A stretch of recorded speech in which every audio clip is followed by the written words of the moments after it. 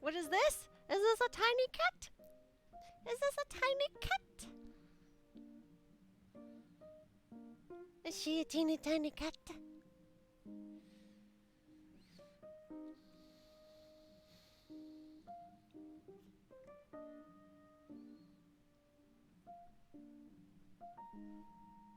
Hello, Bailey.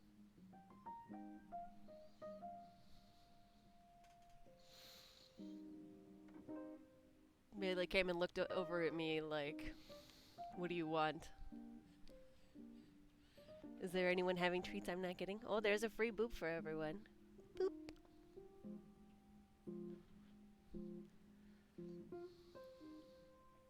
Oh, hello. Look, your Aki head is also tilted. Ha ha ha ha ha ha ha ha ha ha ha.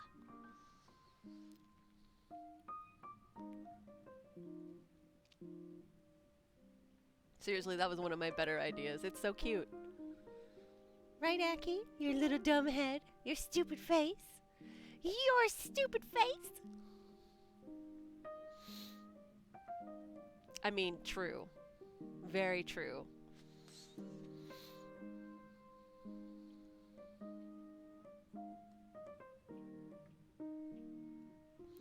So I was using the exercise bike earlier, and Aki was all in the business, which meant that he got kicked in the face like 10 times because he just refused to move. And I was like, I don't know what you're doing, cat. The results will not change from this experiment.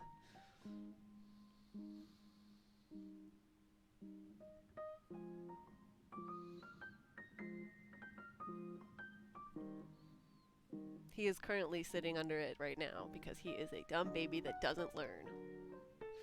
Are you a dumb baby that doesn't learn? Are you a dumb baby that doesn't learn?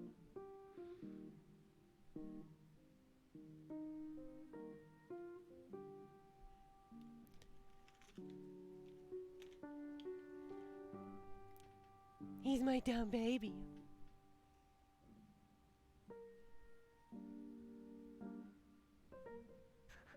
Bailey? Bailey, why don't you sit on the couch? Why don't you sit on the couch?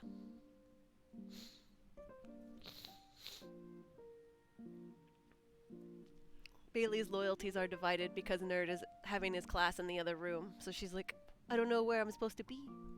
I don't know where I'm supposed to be. The humans aren't together. I know.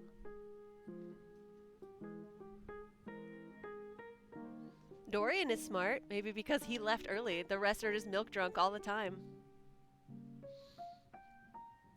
Hello, baby. Boop.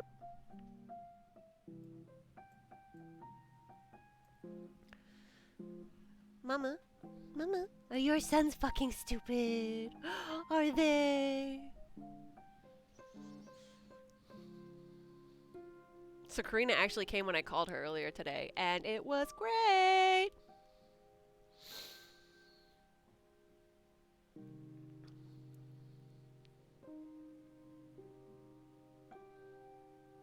So who's ready to get moving on story time?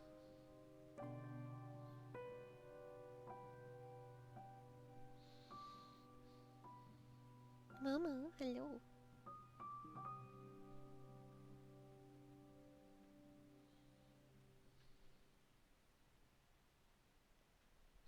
Velo, were you able to get it working earlier?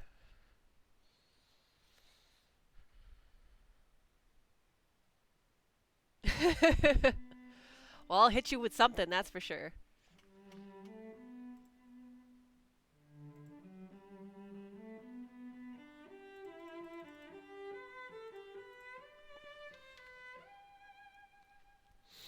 Alright, well, we are on chapter 5, and I'll give everyone a moment if they want to get there while they're reading along, or if they want to pull up a coloring book page or what have you.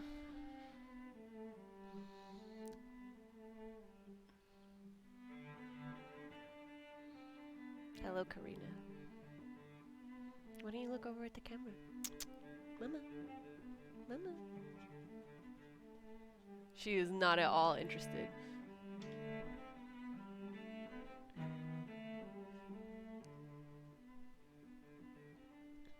Alright. Okay, Biggie. We are just about to get started. We are on Chapter 5.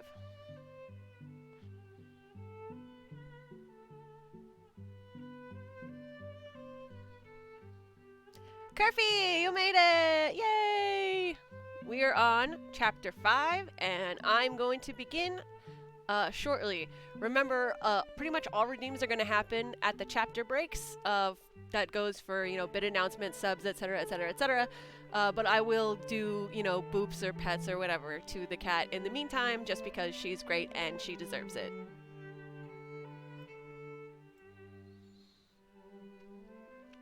All right.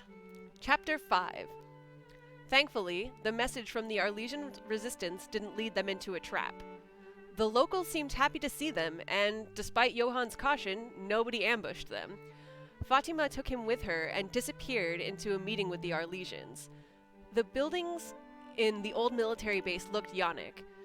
Jitsu saw the Empire's burgundy and white cross symbols everywhere, though the locals were starting to paint over some of them with the red and green Arlesian flag. That doesn't even make sense, Carlos said as they examined the new emblem. Fire and wheat? Not really compatible. Unless you want a lot of burned fields, yeah. An hour later, Fatima and Johann returned without the resistance leaders. Not many surprises, she announced to the waiting company. The Yonic loyalist forces outnumber us, so we're settled on guerrilla tactics. We're going to get spies into the major population centers and infiltrate the church with our own magic users. Jitsu noticed Johann's worried glance and looked at his feet. Rosenthal's scout unit is going to be working with the resistance to identify potential targets for more conventional attacks, she continued. And Engineer Garcia, you have a special assignment. Carlos startled. Yes, Captain? The resistance scrapped a bunch of security mechs to take this base. They'd like you to use their parts to build a robot force of our own. When they heard we had a Laurentian with us, they insisted you oversee it, Fatima said, her lips twitching into a smile. Oh, yeah, I can do that. Carlos glanced at Jitsu and whispered, I was expecting something difficult. The rest of you, stand by for your assignments, and you three, with me, Fatima said, pointing at the scholars. Rodrigo, Jitsu, and Vera followed her into a small building set apart from the rebels' main complex. Fatima ushered them inside before closing the heavy security door behind them. According to our contact, her stress on it told Jitsu that the Resistance's goodwill only went so far. Alliances indeed. Everything we need to pass as a priest should be here. She gestured at a couple of dressers. How it's different from what we normally do, the contact refused to say. Jitsu opened one. As far as he could tell, the robes, jewelry, and pins all matched the fakes the rebellions had crafted on their previous attempts. The items came from Caprice, so Jitsu crossed his fingers that they lacked that invisible giveaway. Why didn't the contact tell us? So we'll still need them, Fatima said. Give us all the answers and we can do whatever we want. Leave us in the dark, and we need to keep working with the contact. I don't like this, Vera said, holding up her robe. I don't either. We're going to be keeping our eyes open. Jitsu tore his gaze away from the Yonic dictionary and threw his tablet onto his bunk. His eyes felt shriveled and chapped in his head. Trying to learn to the point of exhaustion wouldn't do him any favors. He shut the tablet down and snatched up the box with a gun in it. He could practice other things. The base had a firing range. It was crowded at this hour, but Jitsu found a stall at the far end of the room. He struggled to use the weapon, the kickback making his arms numb. An expert like Ava, currently drilling bullets into the center of her targets on the far side of the room, would laugh to see him struggle to hit one of the paper targets. He wasn't even good at loading it, which had seemed so simple when Johann was showing him. This is a complete waste of time. But still more constructive than beating his head against the Yonic dictionary. He took off the protective earmuffs to let his ears breathe while failing to reload. Hey, Jitsu! He looked up and saw Carlos letting himself into the stall. The man was without his robot companion for once, though Isaac's immense battle body couldn't squeeze into the narrow stall. Hey, Carlos, Jitsu answered. He dropped the magazine onto the ground and swore, bending to retrieve it. Don't know how you use all these things all the time. Oh, we were all experts the first time we tried, the other man said with mock gravity. You're just uniquely terrible. He couldn't hold the serious expression for long, chuckling. Isaac programmed a loading algorithm into my arm for it, actually. A thin claw sprang out of the bulk of Carlos's arm and clacked its tines at Jitsu. Point taken. Jitsu straightened up, dropping the magazine back onto the table. Though it feels like I'll never be competent. give it time, which you might not have much more of. Carlos's face twisted into a frown, pulling the skin tight around his fake eye. Why is the captain trying to get you killed? Huh? This whole false priest thing? No one who ever volunteered has come back alive. Why risk trying again? It's different this time, Jitsu said. I trust Fatima. She's got us working hard to learn Yannick, and we've got Rodrigo to tell us how to act. We've had that stuff every other time, too, Carlos countered. They see through it every time, man. The shudder in his mechanical eye narrowed. It's suicide. Lying to his friend felt so wrong, especially because there was such a good explanation for why this time was different. But the captain was right. It would just make Carlos more worried, more convinced it was a trap. Jitsu sighed, settling his hand on the other man's shoulder. Hey, I'm worried too, but we've got to trust her. She knows what she's doing. We're gonna be okay this time. Yeah, well, you'd better be. I'll be pissed if you die, Carlos said, trying to smile. So, how are the robots going? Jitsu asked, only too happy to move the subject away from the mission. Carlos waved a hand. When they took this place, they got a lot of Yannick blueprints and parts. Luckily, they've got me to tell them what to change, but the materials are still crap, as usual. Why do they want so many anyway? Just because we're outnumbered? The other man looked uneasy. Something like that, but I think there's more to it. I mean, what's the biggest advantage of a robot over a human when you're fighting a guerrilla war?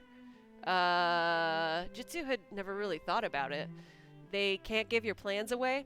Nah, you can hack a databank easily. It's that you can use a robot to do things that would cost a human's life, you know? Carry a bomb somewhere, make sure it goes off. You mean they're purposefully going to destroy these robots? I guess it makes sense. Well, I don't like it, Carlos said, frowning. We shouldn't be doing stuff like that at all. But if we do, why them? What have they ever done? They're just machines, Carlos. They do what we program them to do. He shrugged. I hope we don't use them to hurt innocent people or anything, but I mean, better a robot get destroyed than a human killed, right? Carlos clapped his real hand over his metal wrist. Am I just a machine? Robots are more than that. You've spoken to Isaac. He can think, crack jokes, make sarcastic comments, get offended when you question his abilities. He's got a personality. He is a person, like you or me. You're different, and I wouldn't want him to get destroyed, Jitsu acknowledged. Still, he's been around a while. A new robot wouldn't have the time to develop personality quirks. Yeah, but that doesn't matter, Carlos said. It would if it has time. Or we could strap a bomb to it and destroy it because it's not allowed to disobey orders. How is that the right thing to do? Well, do we know for sure that's the plan? No, the other man admitted. I'm just afraid of it, and whenever I bring it up, people insist I'm just too sensitive. I'm sure the Resistance wouldn't want to treat their robots like that. I mean, they're a good resource if nothing else. We can't afford to waste potential soldiers, human or not. Well, let's hope you're right. Carlos shook his head, then pointed at Jitsu. You're standing all wrong. Come on, put the earmuffs on and I'll show you how to actually shoot one of these things. They joined the Arlesian Resistance in the old Yannick mess hall that night. Jitsu noticed that the rations printed out were of the same quality as those as Caprice's starship. She might have been a bishop, but she hadn't been living in luxury. Johann sat down next to him, and Jitsu felt the strange, familiar mixture of guilt and resentment at his thoughts. What are the scouts seeing? Ava asked, all business. Let him eat first, Carlos teased. It's fine. Johann lowered his fork, tapping his tech band and pulling up a map of the planet. Some areas were highlighted in red, others in blue. The church loyalists are clustered in the major urban centers, he explained, tapping one of the red zones. The population is higher, and most of the physical churches are in cities, so it's the most efficient use of their resources. These, he tapped a blue zone, are rural townships. They've taken token garrisons, but both sides know the resistance has the advantage. I doubt they'll be all that worried about us seizing control of the cows, Rodrigo cut in. Jitsu hadn't even noticed when he joined their table, but there he was, cutting in between Ava and Carlos. Seriously, nothing out here is of much strategic value. Johann shot the former priest an annoyed look. The farms here are responsible for the majority of Arlesian natural food production. They'll just print some more up. Granted, it'll taste like shit, but we ain't starving them out that way. We'll also gain more recruits if we demonstrate our ability to fight the Empire. Yeah, and those farmers will be ready to point a gun in the right direction after, what do you think, 6 months of training? Rodrigo rolled his eyes. Face it, Blondie. Everything out here is just a sideshow. Sooner or later, we're going to have to hit them where they actually care about. I doubt the captain is unaware of any of this, Johann said, frowning. Just making sure that everyone knows they're a distraction at best. Jitsu and that Baltican piece need to get inside the church for us to have a real chance. Rodrigo winked in his direction. No pressure. What did you just call Miss Vera? Carlos frowned in the former priest's direction, which surprised Jitsu. Normally his friend was the last to take offense to anything. That's very disrespectful. What? Man, have you seen her or heard her talk? I'd like me some of that, Rodrigo said, not apologetic. I'm all about those accents. He winked at Ava, who sniffed. For some reason, Carlos now looked murderous. Before Johann could intervene, all of their tech bands began to vibrate. The message forced itself over Johann's map for all of them to see.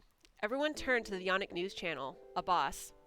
Johann ran his fingers over the tech band, closing the map and pulling up the appropriate channel. Jitsu didn't have to question the order for more than a second. A man in full bishop regalia stood in front of a podium filled with microphones. Bishop Njord Vinter addresses the recent political unrest, read the words scrolling along the bottom of the screen. Vinter's hair was salt and pepper, but his face was free of wrinkles. Jitsu guessed that he was a well-preserved 60. Head honcho of the Arlesian Church, Rodrigo whispered for the others' benefit. The bishop does address the public every holy day, a Ionic commenter was saying, but officials have told us to expect something different this week. This will not be a sermon. All citizens are expected to watch the speech. Vinter cleared his throat. Friends, countrymen, faithful followers of the church, as you know, these are trying times for Arlis. While I appreciate your faith, loyalty, and obedience to your God-given leadership, we must stand together in the face of this so-called resistance. Stand firm and know that they have turned their backs on God. The bishop paused. It was an obvious applause line, and the audience within the Ionic studio gave him what he wanted. A few of them were yelling about rebels, though Jitsu couldn't make out what exactly. In the face of this threat, we will be taking important steps to cement the church's rightful position on Arlis, Vinter continued once the cheering died down.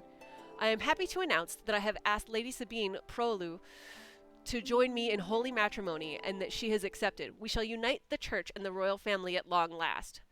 During the applause that followed, they all looked at Rodrigo. Oh, you want to know what I think? Yeah, I'd rate her a 5 out of 10, but she could be a 6 on a good day. Average looking, but I'd need personal experience to... Borgia! Fine. The Prol family are the nominal constitutional monarchs of Arlis, he said. Like everywhere else, the church holds all the real power. This marriage is a symbolic gesture, but one that cements his power. This time, Vinter lifted his hands to quiet the crowd. Archbishop Clement will be arriving in 3 months to ask God to sanctify our union. I am certain the Arlesian people will welcome his eminence as befits his status as church elder. It's a spell only a few archbishops know, Rodrigo murmured. One of the ways they control bishops like Julian that don't play the game. God has nothing to do with it. Jitsu wanted to know more about this marriage approval spell. It sounded like a strange way to operate, but the bishop started speaking again. He resolved to ask the former priest about the marriage ceremony later. My next words are to any unfaithful that may be listening, Vinter said. He leaned forward, clutching the podium with gnarled fingers. God placed the church in the galaxy to shepherd his people. You are not just revolting against your government. You are telling God that you think you know better than him. You have sinned and continue to sin. If you do not turn yourselves over to the church, I assure you that eternal damnation shall await you upon your deaths. The words were fervent, and the man's anger was palpable. Rodrigo was rolling his eyes, but Jitsu had to remind himself what Fatima said to avoid feeling chills. He doesn't believe any of this. He just uses God to control people. Our God is merciful to sinners who repent of their past misdeeds, the bishop continued, but he also teaches us to punish those who have offended him. This is my one warning to you. We shall not show mercy to those who continue to defy the will of the church. Anyone who fights against us shall be executed. Anyone who aids the rebels in any way shall be executed. Anyone who fails to comply with church orders to disperse and return to their homes shall be executed. He punctuated each executed by rapping his knuckles against the podium. Anyone who changes the channel shall be executed, Rodrigo said during the applause, mocking Vinter's glower. Nobody else seemed to find the threats amusing, though. Jitsu looked around and saw that some members of the resistance looked as nervous as he felt. Did they believe strongly enough to be afraid of threats of divine punishment? They must have been. Vera turned to address the locals. Jitsu thought her posture looked familiar, like Caprice during her sermon, or Fatima addressing the troops. You know your God's teachings. This filth is so abhorrent, the church itself strains against him. The words seemed to have an effect, but Jitsu knew they came too close to revealing the nature of their source. He grabbed Vera's arm and shook his head, then turned to the crowd. Their eyes were on him, and Jitsu almost lost his nerve once he was the center of attention. We're here to free you from tyrants like him. Believe in us. We'll keep you safe. These shall be trying times, Vinter was saying. We will all have to contribute to the war effort. We shall all have to sacrifice. Know that your church and your leaders will be sharing in your sacrifices, but do not be afraid. God will reward his faithful servants. We shall crush these heretics. In time. He straightened up, releasing the podium. That will be all for now. Be ready for further instructions. Johann cut the stream as the bishop's speech ended. There was total silence in the mess hall. Jitsu's reassuring words seemed pale in comparison to Vinter's hellfire. The church sure wouldn't give up this planet without a fight. Well, we've worried them, Fatima said. She'd entered the mess hall at some point, unnoticed as everyone focused on the speech. She had their attention now, though, stepping forward into the center of the room. He wouldn't have given a speech about the resistance movement that didn't have a chance. He'd pretend we didn't exist and wait for us to go away. We forced him to acknowledge that that isn't happening. Now the people know he's running scared. They know we're not going anywhere. He won't win their hearts with tactics like that, Johann added. They're not even making a pretense of mercy this time. The people will side with us when we show them who is truly looking out for them. We didn't expect this archbishop, but it's an opportunity for us, Fatima continued. Major church officials like that travel in packs. There's going to be a score of new priests on the planet when he arrives. It would have been difficult to infiltrate the Arlesian church, but this marriage hands us the perfect opportunity. Clement's people don't know the locals, and the locals don't know his Retun. It's the best opportunity we're going to get, Rodrigo said, nodding in agreement. Every normal security procedure is going to be rushed through with the archbishop in town. They'll be afraid of offending him by holding up his hangers-on. Trust me, the last thing you want to deal with is a cranky church superior. But I can barely speak Yonic, Jitsu thought. He knew not to say it out loud, but he was worried. Could he really learn enough of the language to pass as a priest in just a few weeks, let alone how to dress or act? We're going to take advantage of this opportunity, Fatima said. Don't worry, this is good for us. She stepped back and sat, joining the group at Jitsu's table. The Arlesians turned back to their own meal, the conversations at a low buzz. Doubtless they were sizing up what she'd just said. Should we not try to do something at the wedding? All of their leaders are going to be gathered in one place. Killing an archbishop would be quite a prize, Ava said in a low voice. Jitsu knew that wouldn't go over well with Caprice, but he needn't have worried. Even Johann looked skeptical. As will every security measure, priest and soldier they can muster, he said. It'd be suicide. And we know how the Arlesians feel about their church, but that may not extend to the hierarchy, the captain said. For all that we know, the marriage will rally the people exactly as Vinter wants. If we're going to win their support, we need to have made a major impact before the wedding even takes place. All good reasons that did not involve Caprice, Jitsu noted with relief. Obviously, we didn't want to have to get inside the church this quickly, she said, lowering her voice. But this opportunity is too good to pass up. Gishin, Belyakov, you're relieved from all of their operations. If you're not learning Yonic, you're working with Rodrigo on protocol and behavior. I can't stress how important this is. Jitsu swallowed hard and nodded, not trusting himself to speak. I told you the infiltration was our real mission here, Rodrigo added, grinning. Like I said, no pressure, kid. Yeah, right. Jitsu picked up his half-empty tray, gesturing in the general direction of the trash compactor. I should go clean this up. I'll, see you guys around. He dropped his tray and left the mess hall, but hadn't made it far before Johann caught up with him. You're a terrible liar, Jitsu. I was hoping you knew me better than they did. I was trying to act like I wasn't terrified, he said, sighing as he turned to face Johann. Nah, I think everyone's got a lot to think about. Well, Borgia laughed at you while you were leaving, but nobody cares what he thinks. Yeah, Jitsu frowned, reaching for Johann's hand. I don't know if I can be ready in time. Everyone's counting on me. It's not like we have that many scholars, so we all need to do our best. You'll do fine, Jitsu. Yonic is pretty simple once you learn the basics. A lot of us have enough to read their messages, understand what orders they're giving. I can help you when I'm off duty. Thanks, but that's just the start. Everyone who's ever tried has gotten caught. It did concern him, even if he figured they could trust Caprice, and he let himself worry out loud in front of Johann. You heard that, Bishop. I don't really want to get executed. You might not get executed. He didn't sound so sure. They might just take you to the academy. Johann made finger quotes with his free hand. I guess that's better than dying. What do you know about it? Jitsu knew that Johann would have tried to find out what he could. There's no way to know. The Empire spends at least half their propaganda budget talking about how great the Academy is. It's a bunch of lies.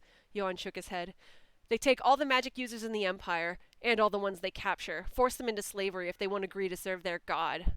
So not much better than dying. Jitsu wondered if he could bring himself to fake being a priest in order to avoid that. He imagined Rodrigo would just tell him to pretend, as he'd done the entire time. Don't worry about it, Johann said, squeezing his hand. If they take you, Jitsu, I'll come and rescue you. Even if I have to fight the whole Empire single-handed, I won't let them keep you away from me. You couldn't save your sister from that, he thought, but out loud he just said, I'll make sure you don't have to try, if I can. End of chapter 5.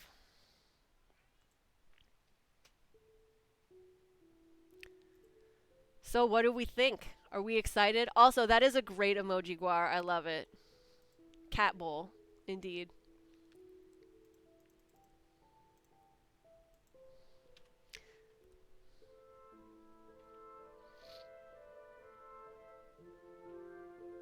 They're getting into a right mess here. Archbishop coming to town, that's trouble. I hope you can't hear Aki crying in the background. He's very annoyed that the door is mostly closed and he can't get it nerd so easily. Hello, Karina. Are you saying hello to the camera? Everyone on the internet's here just for you, Mama. She actually, for once, hasn't been in the bed at all today until now, so hopefully she'll stay for the rest of the stream.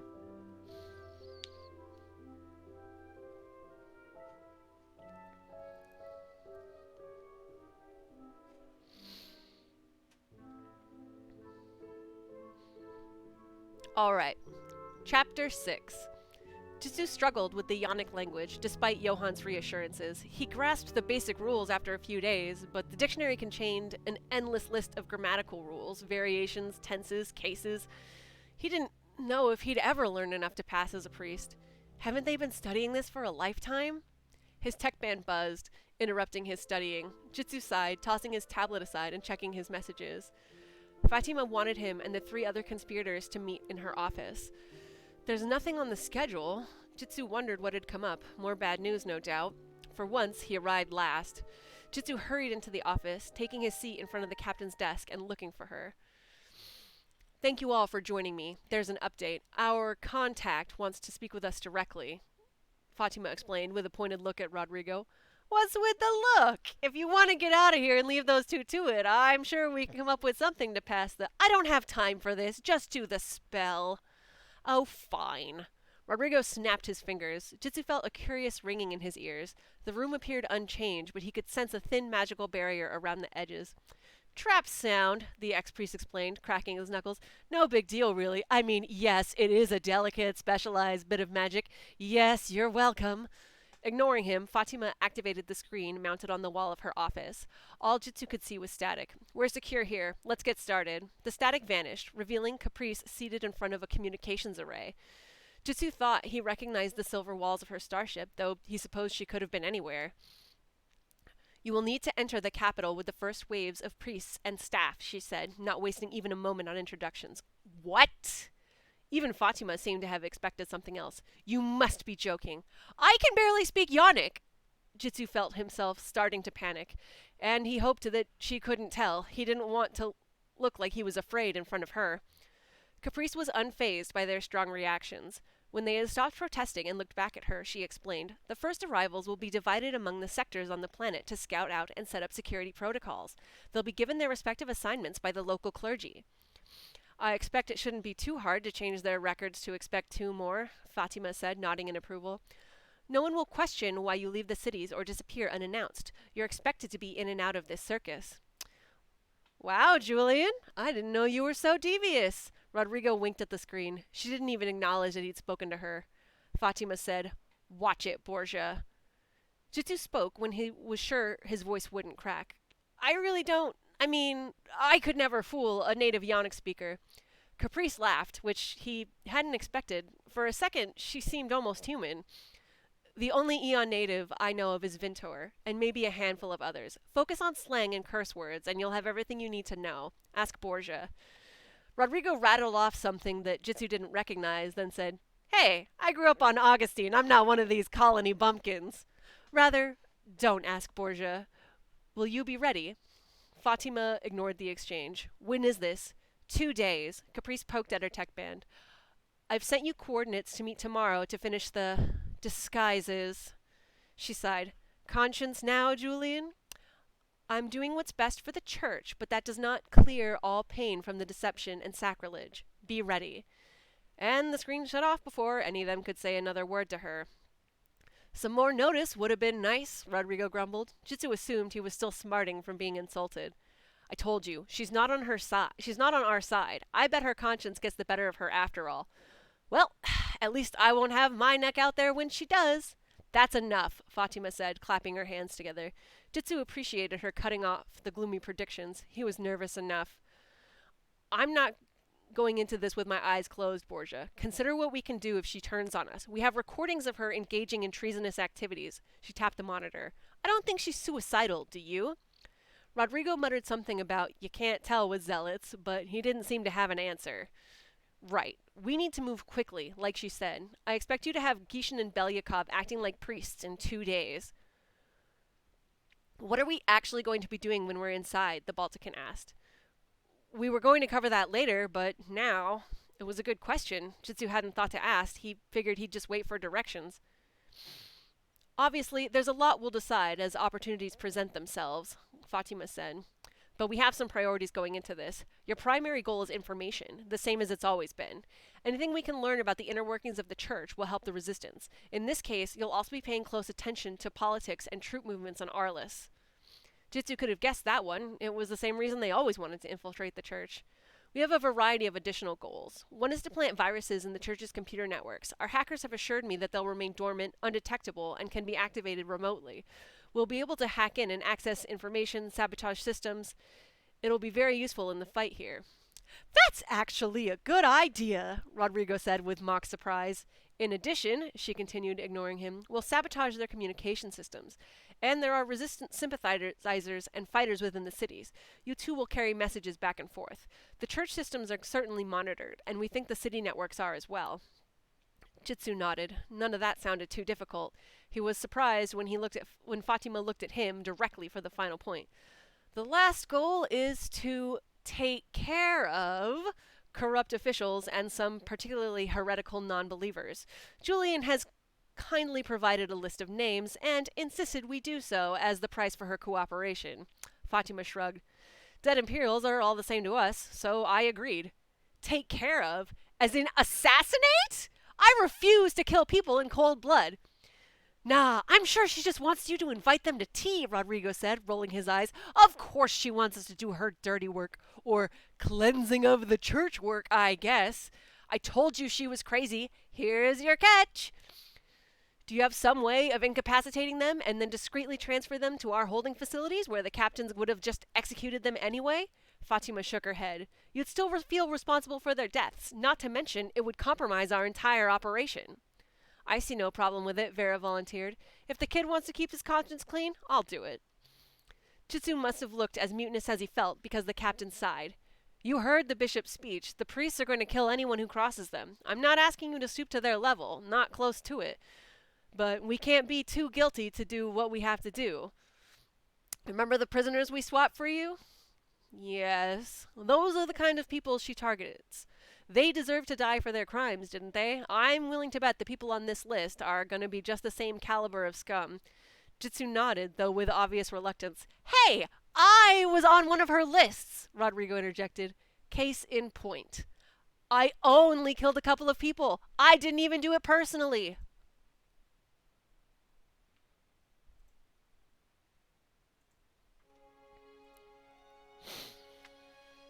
Rodrigo kept warning that the meeting was probably a trap, but he seemed the most nervous of the four for once. Jitsu figured the ex-priest still didn't quite believe that Caprice wasn't trying to kill him on sight. He was far less worried. She'd kept her word so far and had treated him well when he'd been a prisoner. The coordinates led them to a remote area of the planet, several hundred kilometers from the rebels' current base of operations and equidistant from the Arlesian capital city.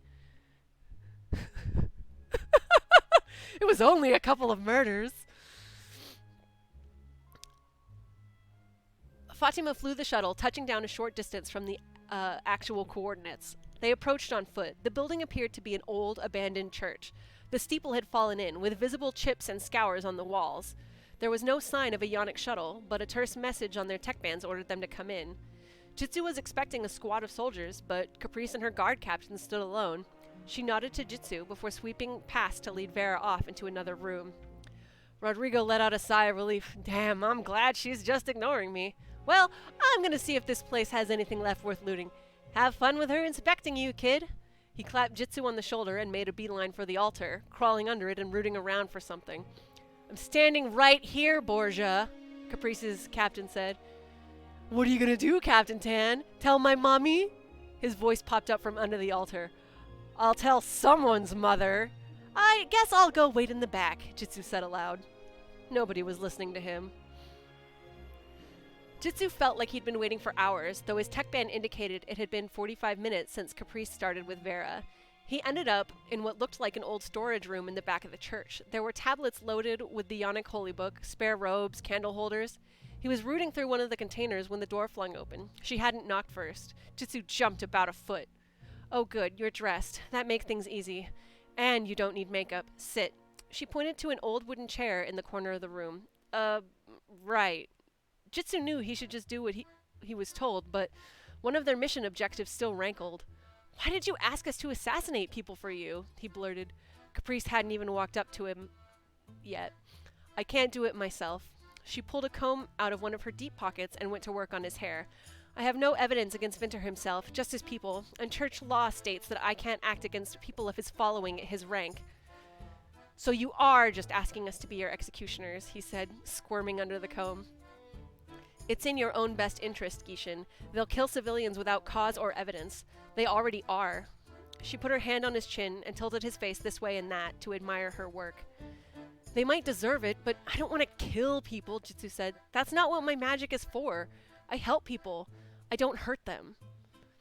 God loves all living things, even those who live lives of sin and kill others. Our gifts from him, our life, our magic, should be spent making the galaxy a better place for all to live. Her fingers brushed against his cheek. That's why I use a gun. Now stand. Well, that's a lot better than the way Vinter was reading your holy book, he said. Not sure why she makes a distinction. You still kill people when you shoot them. He stood as she ordered. You don't need to do this. I put it on just like Rodrigo showed me.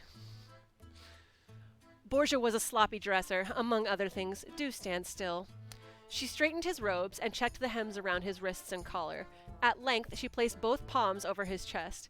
Jitsu tilted his head down, trying to catch her expression, but Caprice said a string of quick Yonic. He recognized the words from the rebels' own attempts at the spell. A golden light shot from her that settled over his chest. He raised a hand to feel the magic, but it wasn't any different from when Fatima did it. Caprice, I know helping us infiltrate the church is hard for you. He cut himself off. Jitsu couldn't find the words to justify making her betray her faith. I'm sorry, and thank you. Julian didn't respond. She pressed something into his hand, meeting his eyes for the first time since she'd come to clean him up. Take this. What?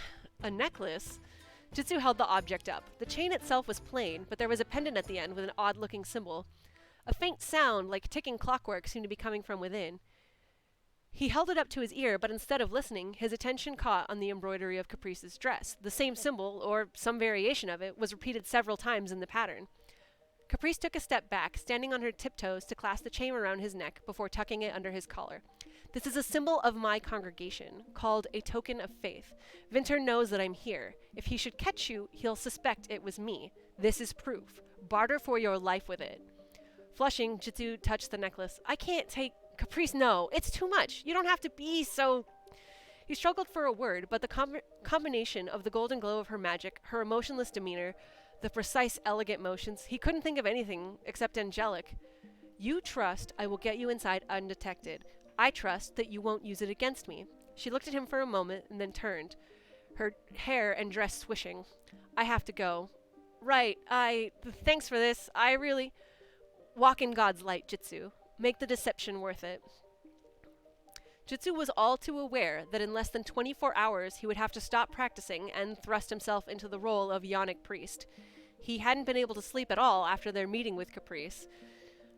At about 4 in the morning, he pulled out the Yonic phrasebook and read it until he passed out from exhaustion. He woke up with a splitting headache a couple of hours later.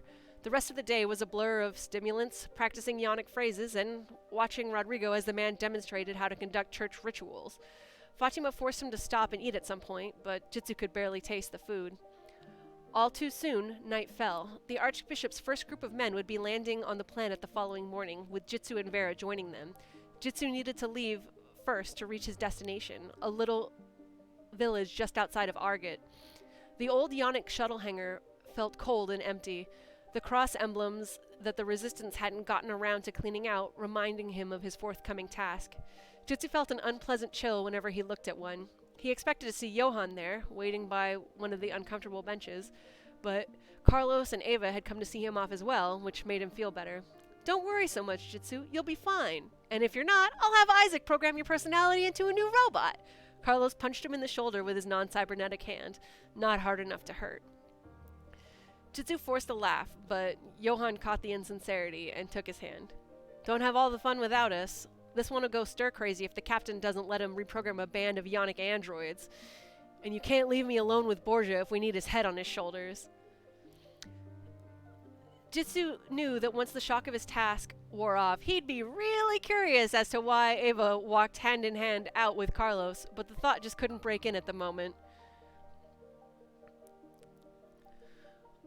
Once they were alone, Johann pulled him into a bone-aching hug. Jitsu tilted Johann's head down and pressed their foreheads together, eyes squeezed shut. Shuttle R-24 is ready to depart. Please secure all cargo and passengers for takeoff, a mechanical voice proclaimed. You'd better get over there, Johann said. Yeah. He didn't want to leave, didn't want to let go. Jitsu hoped Johann couldn't tell how confused he was about the Yonic Church now, meeting Caprice, the idyllic caricature of God's servant. He wasn't sure what they were fighting anymore. I'll be here when you get back. I'm always here. A second notice about the shuttle rang out through the hangar. Jitsu brushed his lips against Johann's before looking away. He didn't look back. Thank you so much for the 400 biddies, Bread. We have reached the end of Chapter 6. I hope you got... Chapter 6. I hope you guys are enjoying it. Oh, that is a very weird looking emoji that I just got from that bit of donation. But also, but still, thank you.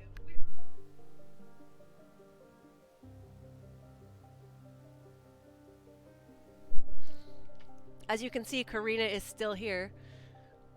What is that disgusting Santa? It is sus Santa. Nerd is now in possession of sus Santa. Yeah, right? They are coming in quite weird.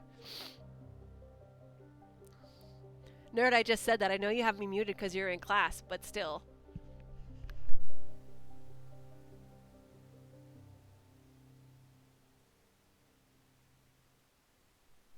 Look at Karina, she's so pretty. She's almost looking at the camera. Yeah, that sounds like a good idea. Hey, Mama. Probably 2 more, yeah. Hey, Mama. Yeah. Who's your second favorite character? Oh, the first one's Isaac. Yes, yes.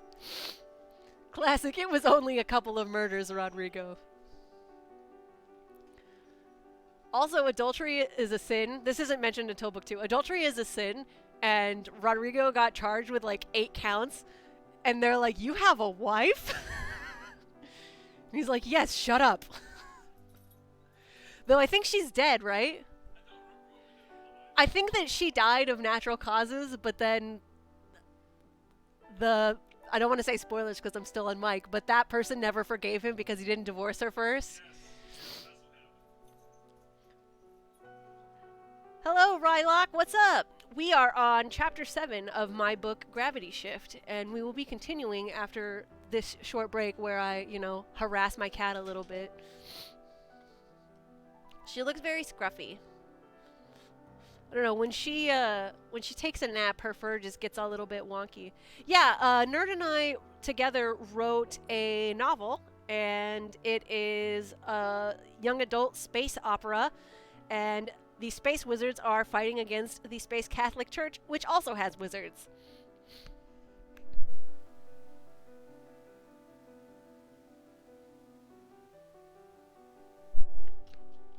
You can catch the VOD on YouTube. Let me get a link. I should make a command with a link to the playlist. That would be a smart thing to do. I also have to make a playlist, which will happen after the VOD for this goes up.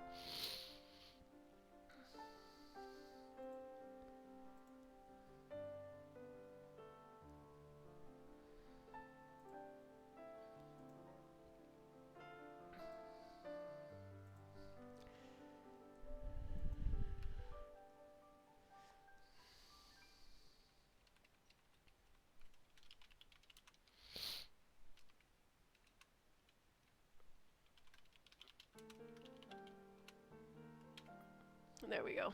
Alright, give me 1 second to add a command for that.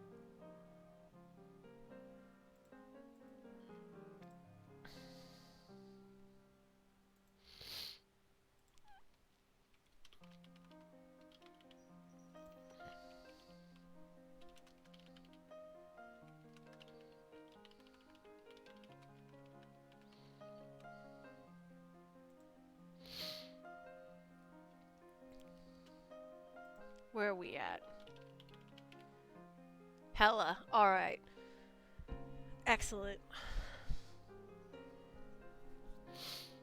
Alright, I'm gonna try to wait for Nerd to get back from taking Bailey out, because that'll be really loud when it happens. Hey, Rylock! Thank you so much for the follow! I appreciate it. I'm gonna fix that too. There we go. I hope you liked that adorable, adorable gif of cats, because they're the best. Those are Karina's 2 children, Karina being this cat right here. Hello, this cat. The channel points are also Karina coins because she's the best. Hello, Celine, what's up? We are currently between chapters of my book Gravity Shift, which I am reading aloud on Thursdays starting at 45 minutes ago. I'm going to continue reading the book until it's complete. All of the VODs are going to be available both here and on YouTube, assuming they don't get muted. If they do get muted, I'm going to just delete them off of Twitch. And then after that, I don't know what I'm going to read, but you can choose it if you have enough channel points. And there are some restrictions for that. Either I have to have written it, you have to have written it, Nerd has to have written it, or you have express permission from the author for me to read it on stream, or it's in the public domain. And I can just veto it at any time if I think it's garbage.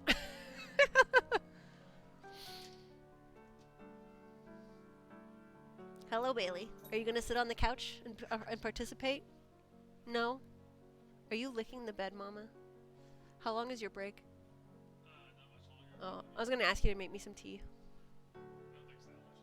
Yeah, that's fine. No, because then I'd have to get up.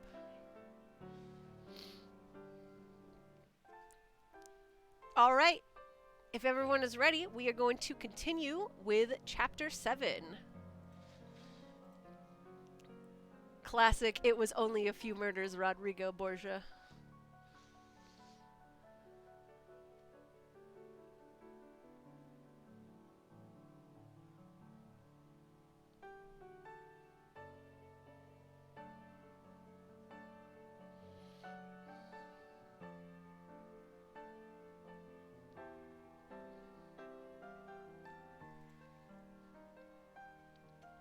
Well, sleep well, Celine. I hope that you have a good night with pleasant dreams if you have them, and that you wake up feeling rested.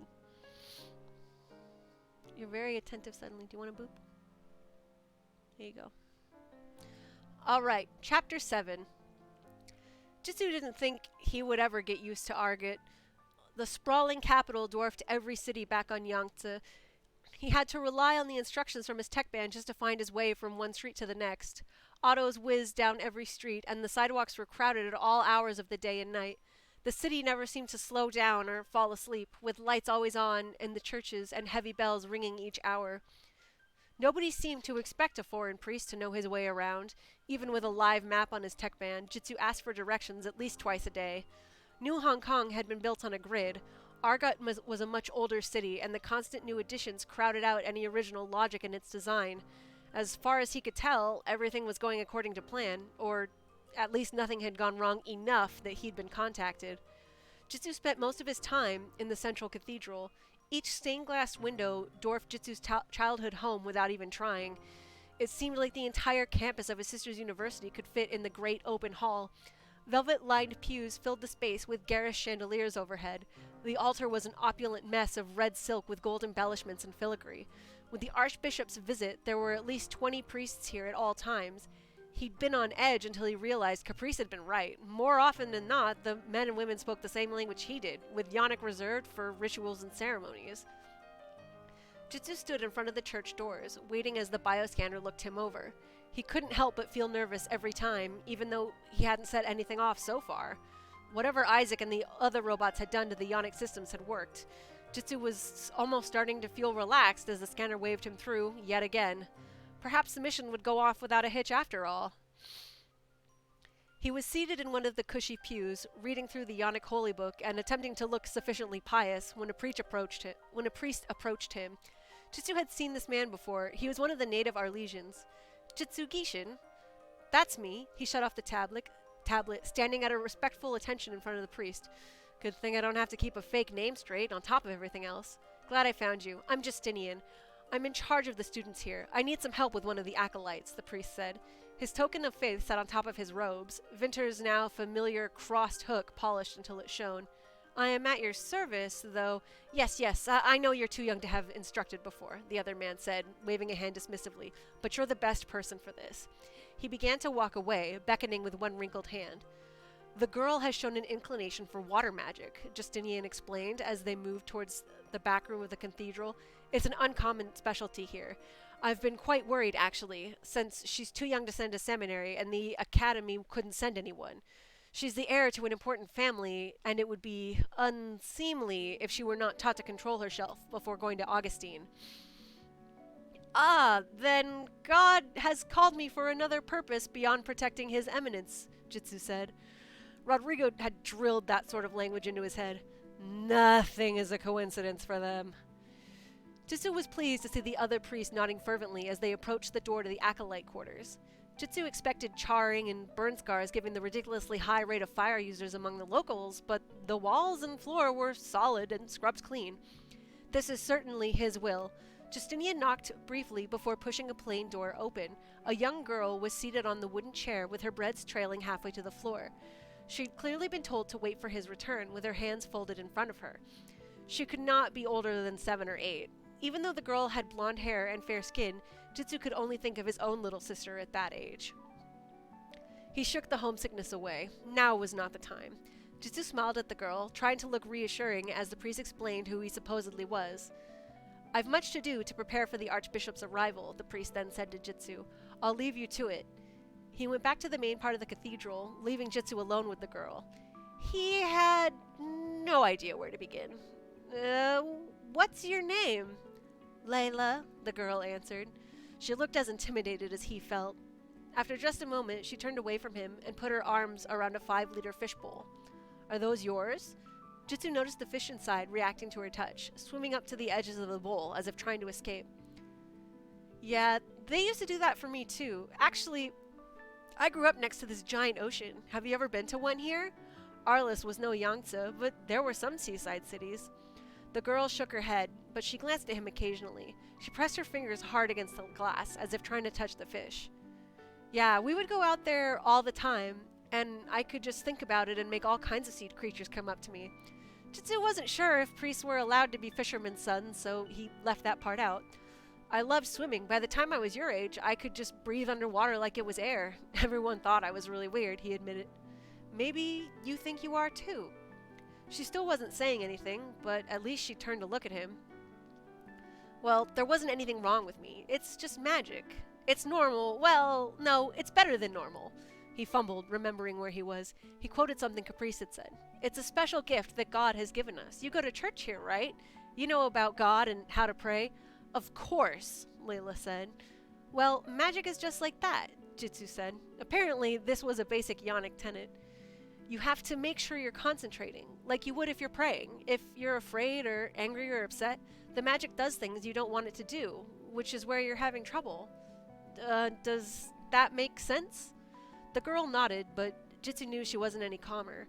The fish were still beating themselves against the edges of the bowl. Well, here, watch me. He crossed to stand next to the tank. He exaggerated his breathing, showing her that it was calm and steady. Then he put his hand on the edge of the bowl. It was a simple spell, one he'd instinctively taught himself as a child. All he was doing was make the fish understand he wasn't a predator. In moments, they stopped thrashing and the water stilled. They want to listen to you. They know you can control the water, but they don't know what you want, so they do this. He put his hands over hers on the tank, and the fish swam into the shadow. Okay, I'm gonna stop. You just keep concentrating. The fish alternated between thrashing and swimming calmly, as she couldn't keep her nerves at bay. When the smallest rammed its head into the glass hard enough to stun itself, Layla started crying. Oh no. Let's get more basic than that. Jitsu pulled away from the tank and had her sit with her back to it.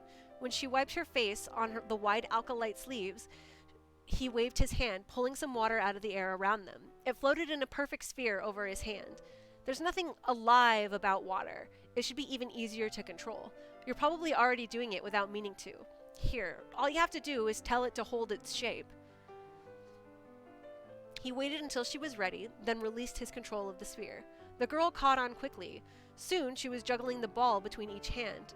Jitsu was just congratulating himself on getting through to her when suddenly she lost her concentration. The spear broke apart, spilling water all over their shoes. She was staring at something over his shoulder. Jitsu turned to see what had caught her attention and had to stop himself from flinching. It was Bishop Vinter, standing in the doorway, light glinting off the gold embroidery of his robes. He hadn't even noticed. Vinter gave something that was probably supposed to be a smile, but he looked like a winter wolf. Right, well, that was very good, he told Layla. Here, he managed to calm himself, forming another water sphere, dropping it into her hands. Keep going, I'll be right back. What are you supposed to do to a bishop? Jitsu found the memories of Rodrigo's protocol sessions slipping away in his panic as he approached Vinter. He settled on a low bow, feeling every creak of his fake robes. Your Grace? The bishop inclined his head slightly, then gestured for Jitsu to straighten up. Jitsu tried not to squirm under the other man's gaze. He wasn't glaring, but Vinter's brown eyes pinned him with the same intensity he'd had on camera. I wondered if Priest Justinian would find someone to take her, Vinter said. Hers is a rare gift on Arlis. There are at least 5 her age who are setting things on fire when they grow angry, but we can manage that. His laugh was like a bark and equally sharp. God must have led me here for a reason, Jitsu repeated. It worked before, but the bishop didn't drop the subject as Justinian had. Yes, we are quite fortunate that His Eminence included you in his retinue, Vinter said. Pray tell me, who was your teacher? Where were you instructed? We may wish for more advice on the girl after you have departed Arlis. Priest Borgia, the magistrate of Cabelon, Jitsu improvised.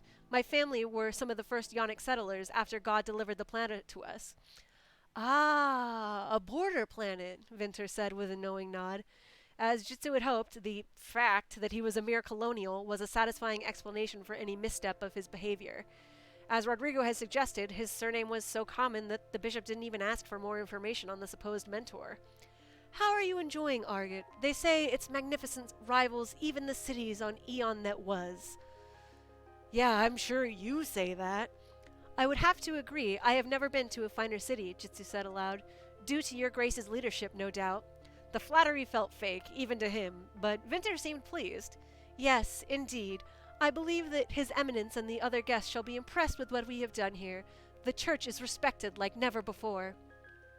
Something must have shown on Jitsu's face, despite his attempt to maintain a polite mask. But you don't agree. You are worried about the resistance, the bishop said, narrowing his eyes. I have been scouting, making arrangements for His Eminence. I'm not sure what to believe. It seems hard to credit that anyone could reject him so utterly. He tried to sound scandalized. Yes, it is hard to believe, Vinter said gravely. They claim to be native Arlesians, but we believe that this rebellion is stirring trouble outside of the Iron Shed. Not the same heretics who trouble us elsewhere. Jitsu felt himself starting to sweat. Had they been detected landing on the planet? The very same. I have known it for months, the bishop said, much to his relief. What else could it be? Have I not treated the people with a benevolent hand? Of course, your grace. Is he really so deluded, or does he act pious for off-world priests? Jitsu couldn't tell, but he suspected the latter. God willing, my marriage shall cement the people against the malcontents, Vinter said. It will show them that Arlis stands united under church and the royal family. Assuredly so, your grace. It is my hope that Arlis can be a model to the rest of the galaxy on how to truly deal with the Anpri threat, the bishop said.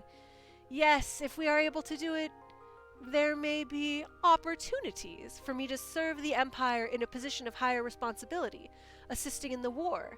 Don't you agree? He shot the question at Jitsu. I am certain you will succeed, Jitsu said carefully. Vinter's desires were obvious, but his polite little priest persona would not suspect them. As to the rest, I can only have faith God will reward those who serve him so faithfully. Quite so, quite so. Vinter seemed pleased at his ignorance. Well, there are other matters that demand my attention. I merely wanted to thank you for taking on a student in addition to your other responsibilities. I am happy to help wherever you might have need of me, your grace. Very good, Priest Gishin. He was sure that he hadn't given the bishop his name, but doubtless Vinter has checked up on his ID data. Thank God Carlos's robot knows what it's doing. Perhaps we will meet again before the Archbishop arrives. Jitsu could tell that it was no idle comment. As Vinter swept out of the room, he wondered what the bishop could possibly want with him. Surely he hadn't impressed. He'd just been a dull priest, naive and unimaginative. I'm not cut out for politics. Jitsu was not kept waiting for long. He received a message from Vinter the following day, requesting his presence in the bishop's office on the top floor of the enormous cathedral. Leaving Layla with another exercise, he climbed the stairs and knocked on the door, which opened automatically after the bioscanner identified him. Vinter sat behind a large desk, his posture straight and his square hat of rank positioned with care. The desk, Vinter's chair, and two chairs on Jitsu's side of the desk, the floor, and the wall paneling were all made of natural wood. Jitsu gawked, not bothering to hide his surprise. Something wrong, Priest Gishin? Jitsu shook himself. No, nothing wrong, just there's so much wood here. You would think that with such a strong fire affinity it would be a problem. He mimed an explosion with his hands. Vinter chuckled. I suppose you wouldn't have needed it with your ability, but years ago a brilliant Academy graduate named Trotsky designed a computer system that can generate a field where magic cannot be used. Unlike the serum, which strong users can negate, the field is flawless. It is truly God-sent when it comes to preventing and fixing up after accidents. Oh, yes, between Cabelon and Attending Cemetery, I can see why I never heard of it. Indeed, its mechanism is something of a state secret. We wouldn't have put one on Cabelon until just recently, if at all. Their rebellion was only just quenched. And speaking of insurgents, Vinter leaned over and tapped a small hologram dock in the center of the desk. A holographic map of the planet popped into view. Jitsu was amused to note that the bishop had selected the same colors as Johann, in reverse. Now the cities were outlined in blue, with angry red patches throughout the country. The church had underestimated the resistance presence, though, from what he could remember. Don't worry about that. We shouldn't have too much trouble crushing the heretics, Vinter said, misinterpreting his interest. That's why I called you here. I believe that once they realize their cause is hopeless, they will resort to terrorism. We should assume that the wedding will be a major target. What do you think? This was too good to be true. Jitsu knew the bishop had already made up his mind. I agree with your grace. It would be their best chance to cause mayhem. We have to do everything we can to protect the guests. Yes, we certainly must, Vinter agreed. Imagine the scandal if a church official was harmed. We'll allow them to run around spreading their lies to the peasants for the duration of His Eminence's visit. Then we'll return to the field. A wise decision, Your Grace. Fantastic. By the time he deploys his soldiers again, half the planet will be ours. The bishop changed the display from the planetary map to a list of names, which he began to scroll through. Jitsu realized it was some sort of guest list. Some of the names had small checks next to him. One is somewhat constrained in who he invites to a political event like this, Vinter said, sighing. Were it personal? I tell you, I think twice before I would extend my hospitality to Bishop Julian, my erstwhile neighbor. He tapped her name on the list. Your Grace? Jitsu tried not to sound overly interested. He hadn't realized she would be attending. Then again, what a good reason to be hanging around Arliss. I would never speak ill of a colleague, Vinter said, with a tone that suggested he was going to be doing exactly that. Still, Julian is very young for a position of such authority. I wonder if it would have been better if she had remained a priestess for a few years. The extra time to learn church politics would have done her well. She was shamefully unsubtle in her destruction of that Borgia and his allies. Forcing him into exile via that accusation of corruption set a dangerous precedent. I guess he's talking about Rodrigo. Were they friends? No, focus. It wasn't the first time someone had complained about her rank, though the first time had been her. I've heard that opinion before, he said, smiling at the memory. Oh, she is talented, of course, but if she hadn't been an archbishop's daughter? Jitsu remembered what Caprice had said. Bishop Julian is my mother. Most irregular. A mistake, I don't mind telling you. He just nodded. He doubted Vinter was actually listening to him anyway. She possesses rare and powerful magic as well, of course. Blessed by God, as they say, the bishop continued. I dare say it's gone to her head. It's made her behave in unpredictable ways that are not always the best for the church. And, of course, the official media fawning all over her is no help. One must set one's own desires below those of the church, don't you agree? Of course, Your Grace. It's sinful to hold right and wrong as such absolutes when God gives us the answers, Vinter said, casting his eyes skyward. We ought to listen to him. It was all Jitsu could do not to gag or laugh. Quite so, Your Grace. But with that mother of hers and that face, she can behave as irrationally as she wants, the bishop continued, sighing. With the heretics advancing in the iron shed, you'd think she'd have better things to do than... Well, never mind. He coughed into his hand. Jitsu felt like smiling. You have no idea how far she's willing to go to purify the church, Vinter. The bishop coughed some more, then cleared his throat. But I don't need to tell you that. You're a good priest, Kishin. I appreciate how you were so willing to step up and help with the child. I was just doing my duty, Your Grace. What is he getting at?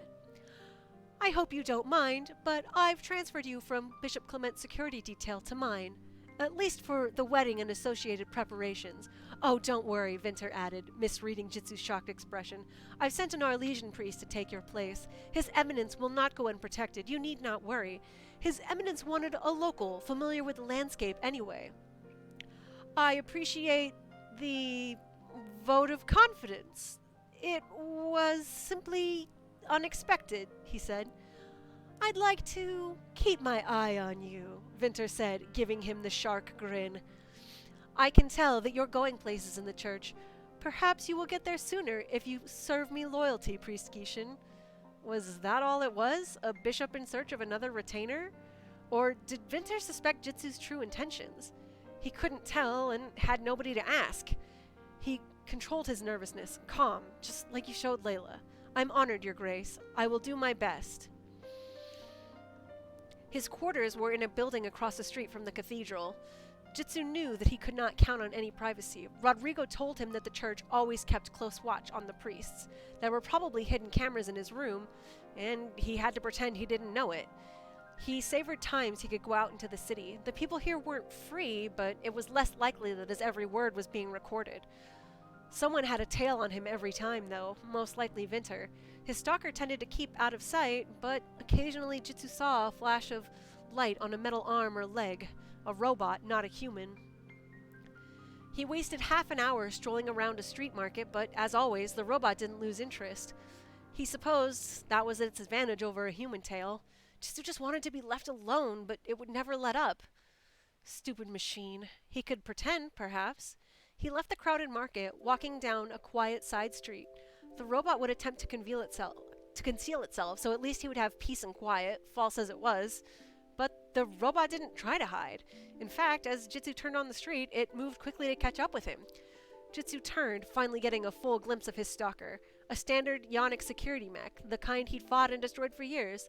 He sighed, turning to ignore the robot and walk away. Master Jitsu! Wait, what? Vinter wouldn't have set him as an approved master for a robot ordered to tail him, would he? Jitsu frowned at the machine. What did you say? Don't you recognize me? As the robot began to laugh, which was one of the weirdest things he'd ever heard. Security mechs were not programmed to laugh. What? He wondered if the mech was malfunctioning. That was a joke, the robot said. Obviously you wouldn't. Get it? A piece of humor designed to draw attention to this new body. New body? What? You don't need to continue to plead ignorance, Master Jitsu. I have scanned this alley and there are no monitoring devices. It's why I approached you. I honestly don't know who or what you... Jitsu paused suddenly. There was only one robot he'd ever gotten to know as a person. He has a sense of humor even. That's what Carlos had said. Isaac! But what? How? My primary master has assured me that the full technical explanation would simply confuse you, Isaac said. In the simplest terms, I am not human. In theory, I can manipulate a number of bodies simultaneously without a loss of functionality, even though we have only tested this with the current 2. But you're back at the camp, surely! Jitsu was confused, even without the details. My original body is, but I have appropriated this one, Isaac said, tapping himself on the chest. It was deactivated but connected to the network that my primary master and I accessed to insert your false identification data. We saw an opportunity. So you hacked it. Essentially. Jitsu knew the robot could have explained it in a lot more detail, but was grateful that he restrained himself. They won't notice? I will have to suppress my sparkling personality and emulate inferior Yonic robots in the presence of others, Isaac said. It will be exceedingly dull, but perfectly safe. There are so many cloud signals in this city, it is virtually impossible for any system to detect the low-level signal between Argot and our base of operations. Assuming this body remains undetected, I will begin to assist Master Vera as well. Right. Even that was over his head. I assume you're not just here to entertain me with that sparkling personality? Sadly, no. My primary function is to transmit messages between you and the base. For security reasons, we will need to limit the number of live transmissions, but you may send as many asynchronous messages as you need. That's great, Jitsu said fervently. It would feel good to get a second opinion on Vinter's odd behavior. Thanks, Isaac.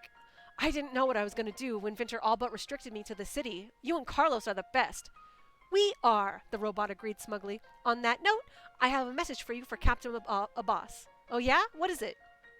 And I quote, Tell him it's good to be careful, and I'm glad he hasn't been caught yet, but he needs to get a move on. Our intelligence suggests that one of the targets is in Argot right now. Get it done while you can. End quote. She has attached a report on the target's crimes and current movements. Jitsu's stomach lurched. Right, I was getting there, he protested. He would have been happy if he never got a chance to follow that particular order. No such luck. Really? Because it seems like you were spending your time, using tracking targets to wander around back alleys. Well, I didn't know who to start with. I'll do it now, he said defensively. She says to do it as soon as possible because the spies cannot track him much longer, the robot added. All right, I get it. Nobody seems to get that I don't want to kill someone, Jitsu protested. I was told you might continue your moral objections, so I have analyzed the list for you. We have direct evidence, messages and/or recordings that 85% of the targets murdered someone you would consider an innocent in the past. Their motives were usually personal gain or to silence potential opposition. A further 10% are suspected of such a crime, though Bishop Julian has been unable to provide firm evidence.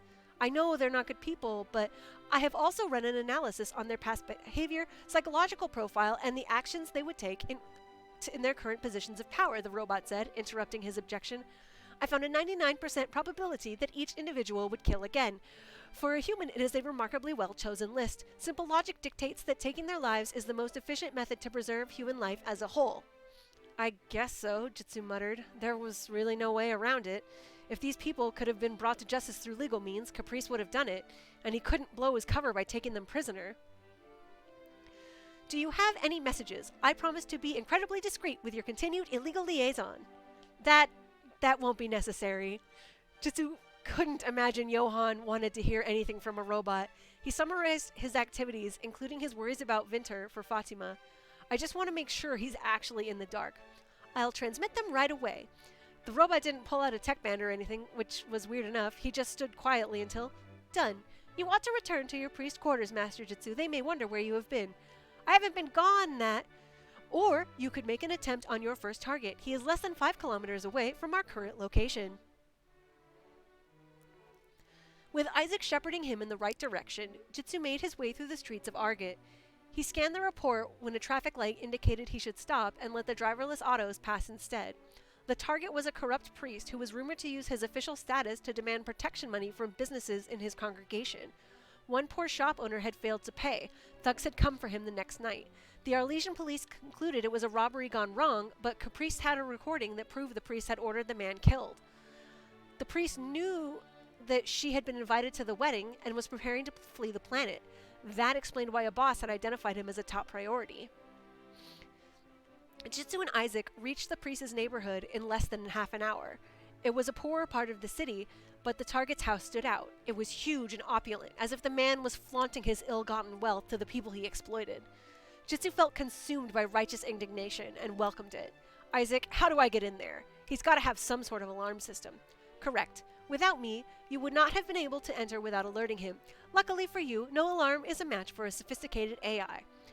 The robot led him to a power outlet on the outside of the house. He knelt, removing a cord from the underside of a metallic arm and inserting it into the outlet.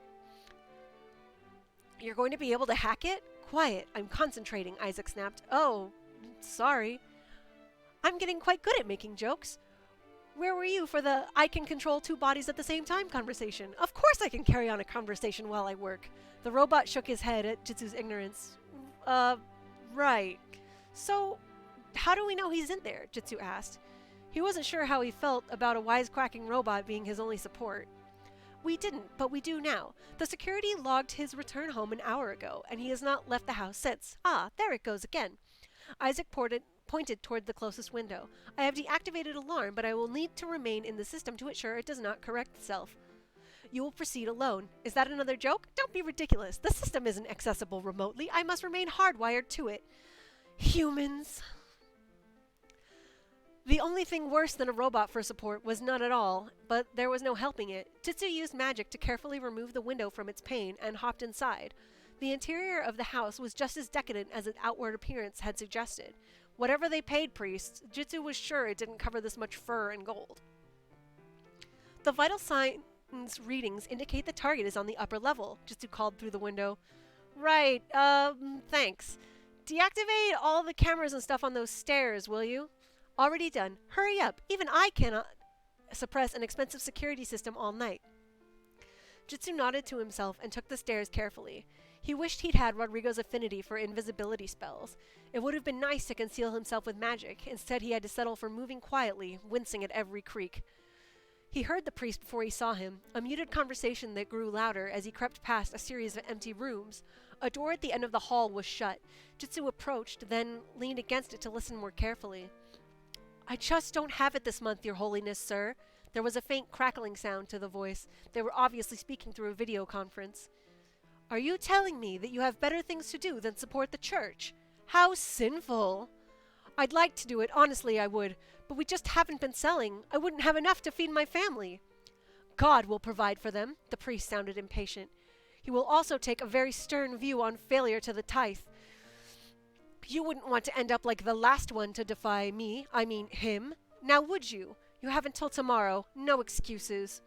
He must have ended the call because he began chuckling to himself a moment later. Idiot.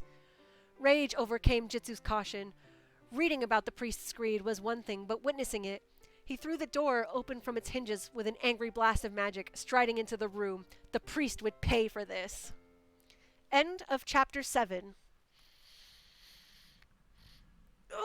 So, Isaac has become a more subtle body to go around and cause mischief with. Isaac is Nerd's favorite character. What do you guys think?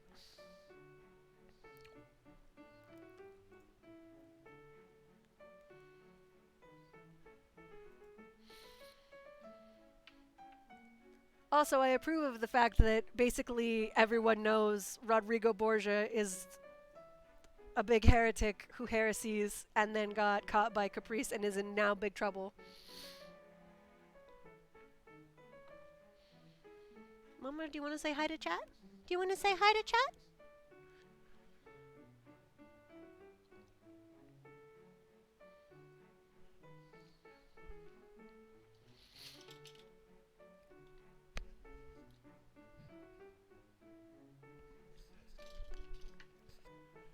I'm going to take a quick AFK to make some tea because my throat is not cooperating, and then we will continue on to Chapter 8.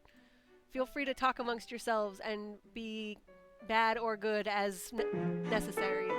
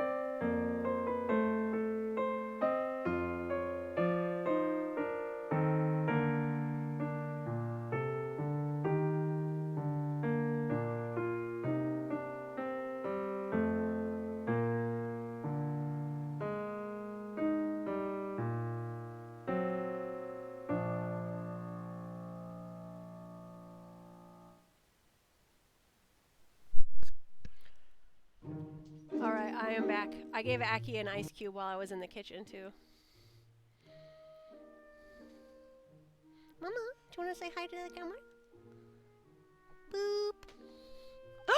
Oh, Aki brought the ice cube to me. It's so cute. Here, I'll throw it for you.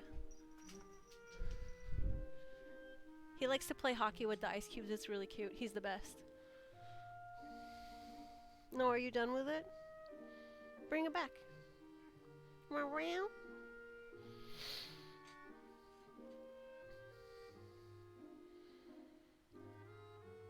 No, he just likes ice cubes. Like, he plays with them all the time. He gets one every morning, and he will sit and beg in front of the freezer until you give one to him.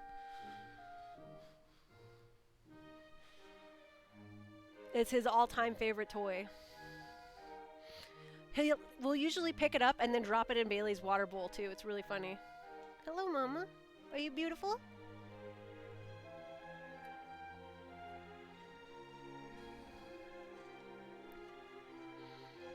Alright, are we ready for Chapter 8, where we see what happens when Jitsu tries to kill someone?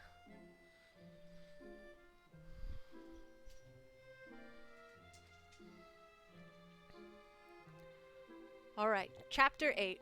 What in God's name? I heard that! Jitsu snarled, pointing his finger at the shocked priest. Your days of exploiting the people here are done. Let's talk about this, the man said, lifting his hands. What do you actually want? A cut? I can give you, say, 20%. You can't buy me off. Julian sent me. I think you know what she wants me to do. Sorry, he brought it back. I am obligated to throw it for him. You're Julian's attack dog. Of course, the priest said, sighing. I knew she'd take action eventually. Should have run sooner. Look, whoever you are, I'll make you a deal. I'll give it all back, everything. Just let me live. I'll leave the planet. Never bother them again. Those weren't my orders? Jitsu hesitated. He just wanted justice for the people here. Did it matter if the perpetrator died as long as they got it? You haven't killed anyone before, the priest guessed, a shrewd expression on his face. Well, you don't have to. So you tried, but I fought back and escaped. That works for everyone, doesn't it? Not Julian.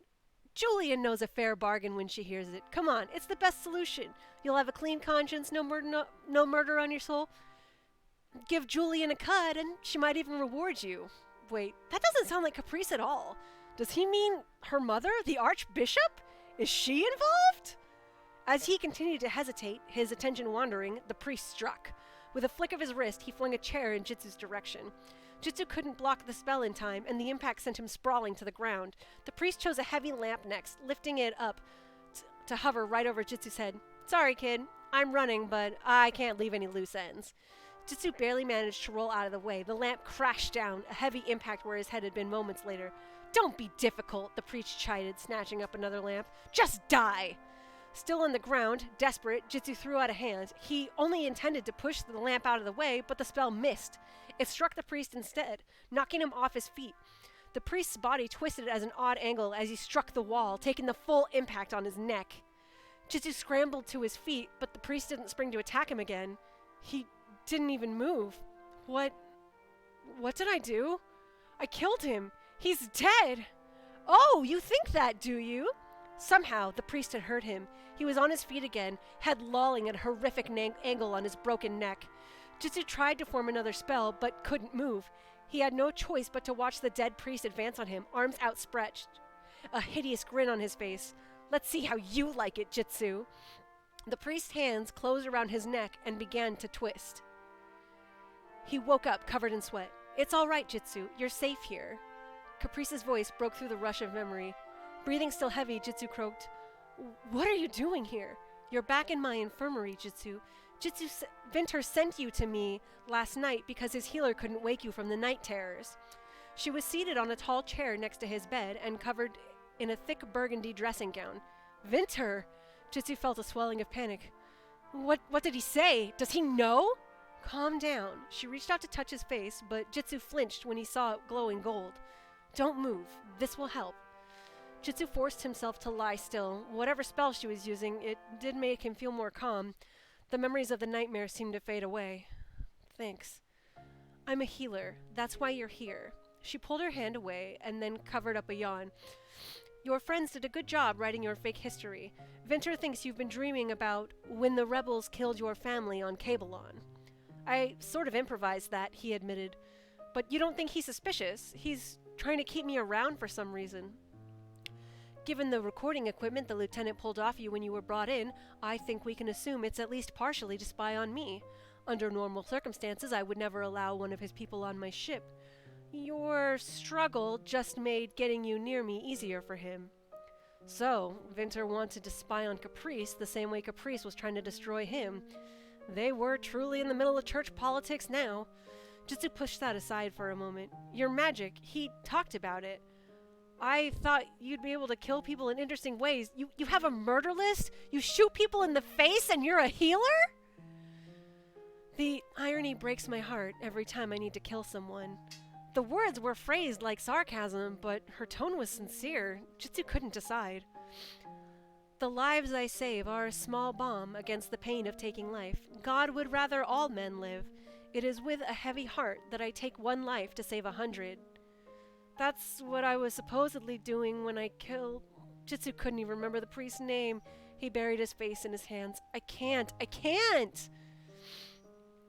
Caprice moved to sit on the bed. She put an arm around his shoulders. You can't join a war if you're unable to do what's necessary. This shouldn't have been necessary. If we'd waited until we won the planet, they could have had a fair trial. He shook his head, not looking at her, but aware of the touch. It wasn't right. It wasn't the proper way to do it. That's too naive. You know that. Once you take the planet, what's to stop the locals from forming lynch mobs to torture and kill these men? You don't have the resources to create the infrastructure to prevent that before it happens. She rubbed his back to try and soften the words. He knew she was right, but that didn't make it easier. I've never killed anyone before. It feels even worse than I imagined. If he hadn't attacked me, I don't know if I could have done it.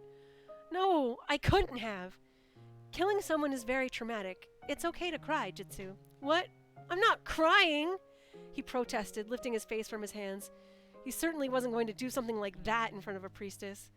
With a sigh, she took her free hand and wiped his face with the sleeve of her robe. It's going to be all right. No, it won't! You have a whole list of people I have to go murder! Jitsu said.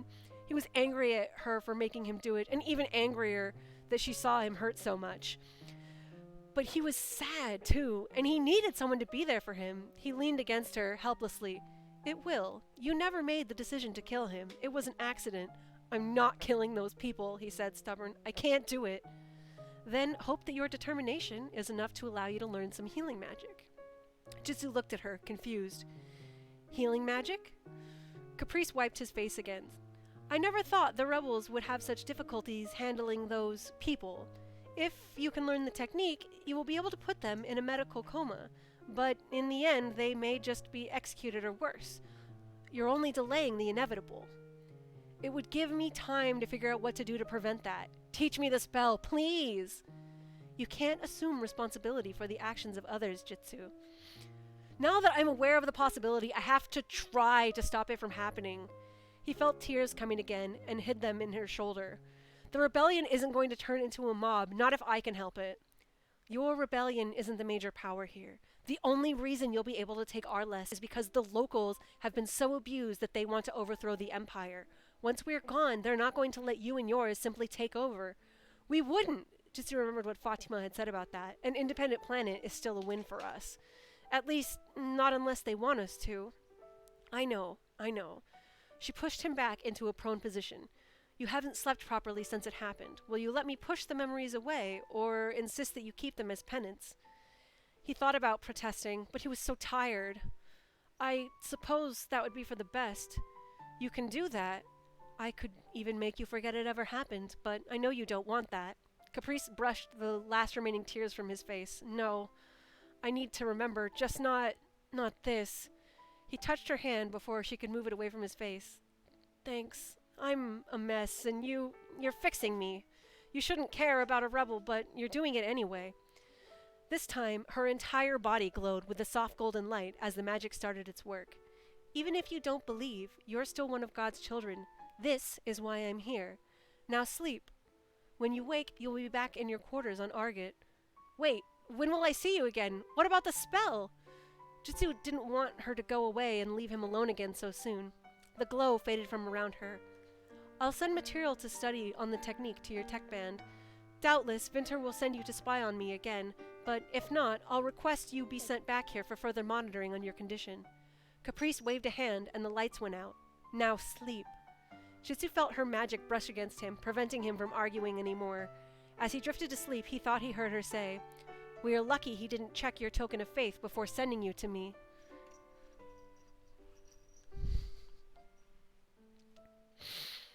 He woke up feeling more refreshed than he would have thought possible. His tech band told him he had been in a deep and mercifully dreamless sleep for the last 12 hours. Jitsu expected to see a hospital bed, but he was in his room, back in the priest quarters in Argot. It took him a moment to remember the conversation with Caprice. She'd moved him back while he slept. There were 2 notifications on the tech band. One had a lengthy attachment, details on the spell she mentioned. Jitsu scanned the first document briefly. It said the foundation was a simpler spell that forced another person to fall asleep. The coma required a much deeper understanding and subtler manipulation of the human body. It was far more complicated than inducing sleep, but the principle was the same. He'd need to start there. The second message was from Vinter. I am told you have improved under Bishop Julian's care. I'm glad. Please come and meet with me when you feel up to it. Jitsu sighed, rubbing a hand over his temples.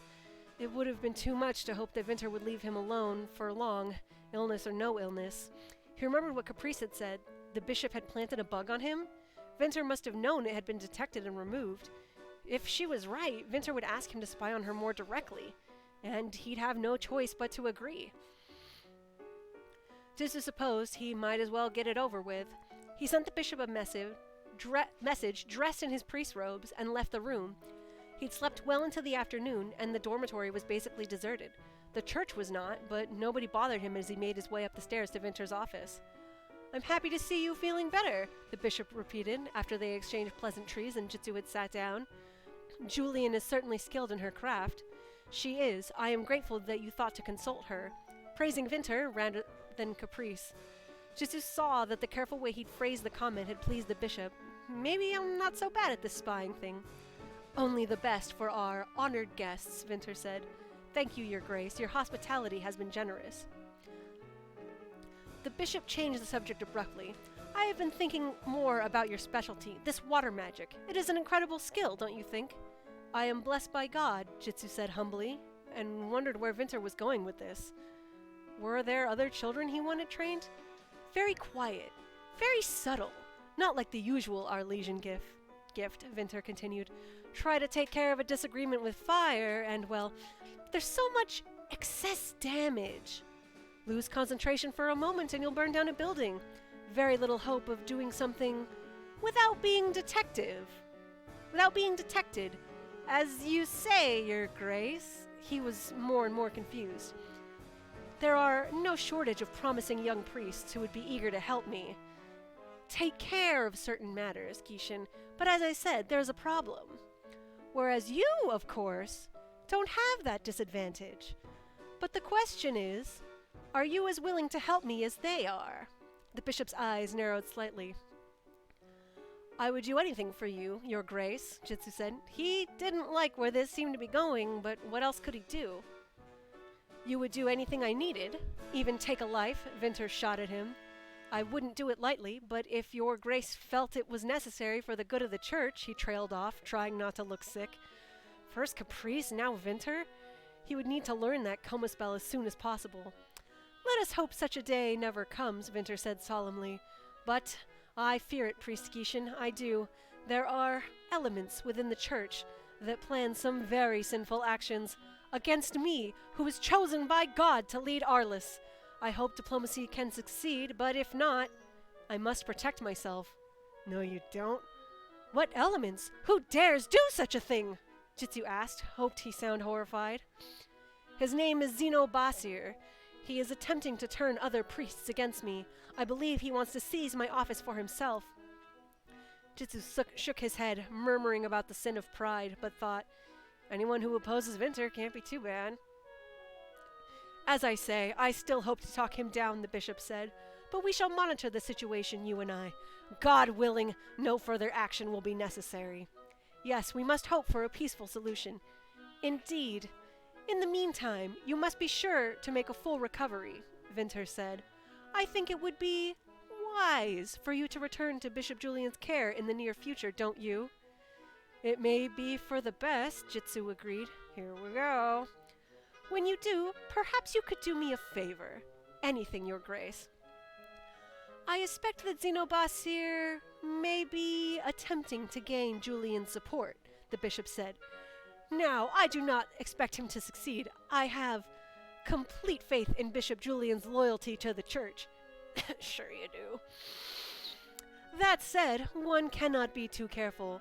He may think that, as she is my neighbor, she holds some interest in deposing me. When you return to her medical care, perhaps you can keep an eye on that situation for me.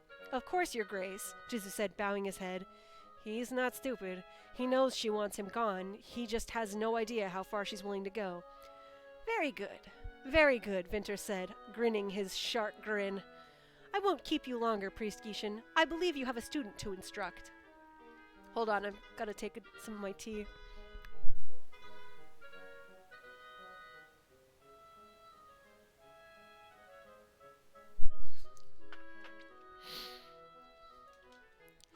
Isaac was waiting for him as he left the cathedral that day. The robot fell in behind him, looking like one of thousands of personal mechs belonging to wealthy Arlesians. Jitsu hadn't seen him since the night of the operation. The others will be happy to see you up and about, Master Jitsu, the robot said quietly as they walked. Indeed, I have several messages that wish you well. Shall we go to a secure location so that I may recite them? Sure, let's do that. He hoped the reports that had gotten back hadn't worried the others too much, especially Johann. My primary master says you'd better start feeling better because you accuse me of being unsuited for stealth missions and you need to be proven wrong, Isaac said, once they were in an unmonitored street. He added that he can say, I told you so, as often as he'd like, and asked me to do it for him. So, I told you so. To be fair, I was only talking about your war body, Jitsu said. As usual, Carlos's ribbing cheered him up immensely. Ex-Master Rodrigo Borgia said he liked your style. He said he also pretended to be sick to avoid an assignment, but that Captain Abbas saw right through it and forced him back to duty. We can't all be so lucky, he told me to say. Of course he did, Jitsu grumbled. He noticed that Carlos had revoked the ex-priest's authority to order Isaac around and wondered what was going on. Everyone else in their unit was still a master as far as he knew. Captain Abbas has said that your last report was very thorough and good work. She also said that if Vinter wants to make you his pet priest, we are all for it. You should consider it your new primary objective and keep her informed. Got it. There are no more messages. Isaac paused, and just when Jitsu was convinced that was it, added, except for one from your partner in fraternization, Master Rosenthal. Did I trick you that time? Yes, very clever, Jitsu said impatiently. My joke timing has been optimal 95% of the time, the robot mused. Anyway, the message is as followed. He paused again and began to speak in Johann's voice, a direct recording. Jitsu, Isaac told us that you'd fallen ill, he said, obviously worried. I hope you're going to be okay. I wish I could be there for you. It was as awkward as he'd anticipated, and Jitsu did his best to avoid looking at the robot, who was staring at him as he played the recording. Look, Belyakov took care of 2 of the targets. The list should have updated on your tech band, and we got your message. Like the captain said, don't worry about it now. Just keep doing what Vinter says and passing information along. There was an obvious pause, and Johann's retreat into order shattered. And I mean, look, I know you don't like killing people. We talked about it, and I lectured you about it. But my first time, it's always tough. Really tough. It got easier, but I know you. You won't want it to get easier. It'll keep tearing you up. So I really hope you're okay. Please send a message back. I'm worried, and don't feel like you have to... just leave it to Vera and the rest of us, okay? I'd better get back to work. End recording, Isaac said, unnecessarily. I suppose you'll want to give some love-sick prattle in return? I shall record. Jitsu could have sworn the robot gave a heavy sigh. No, you don't have to do that. I'll type it and you can just give it to him instead of listening. Much appreciated. And for the captain? Jitsu repeated the instructions Vinter had given him. Isaac, what do the Yonic databases say about this Xeno guy? He added with a flash of inspiration. A simple priest in one of the smaller cities, the robot said. He follows church rules to the letter, unlike the majority of the Arlesian priesthood. It is why he has never advanced in the hierarchy. Vinter told me he's planning a coup of some sort. There is a 99.9 chance that he is lying, Isaac said. Xenobossier's past behavior does indicate that he would like to perform the church, but he has never resorted to force. Projection. The bishop is worried that Bossier's idealism may attract other priests or the local resistance to his cause, in addition to what he believes is support from Julian. Vinter is afraid. He wishes to end Xeno's life before a movement can gain force. I figured. Jitsu was even more convinced that he would need to learn Caprice's spell. He couldn't kill a man like that. Speaking of odds, what do you think the chances are that she turns on us? Unknown. Given her past behavior, it is a near certainty that she wishes Vinter deposed, Isaac replied. My projection is that she will not betray us, as long as we continue to serve her purposes. Well, that's encouraging.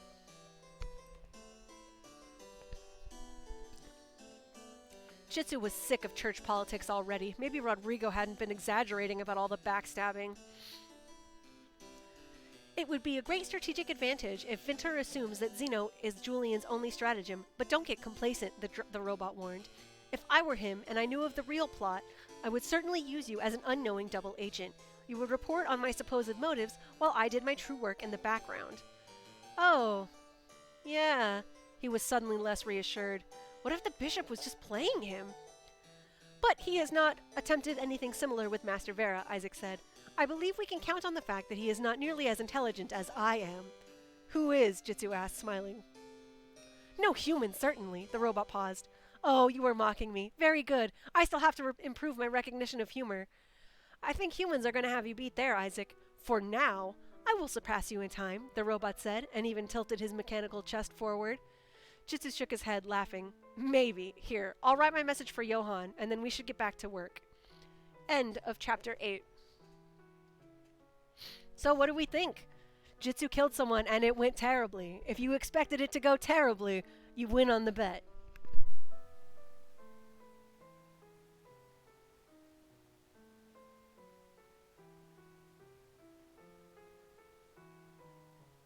I am going to stop here for the night because my throat is really giving up the ghost, and I'm super glad that I did not stream yesterday because it is painful.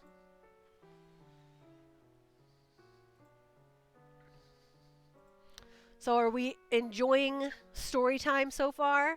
Anything that people would like changed or have done otherwise? Woo! Church politics! Yeah, Jitsu is usually the one griping about church politics. Rodrigo is like, hell yeah, church politics.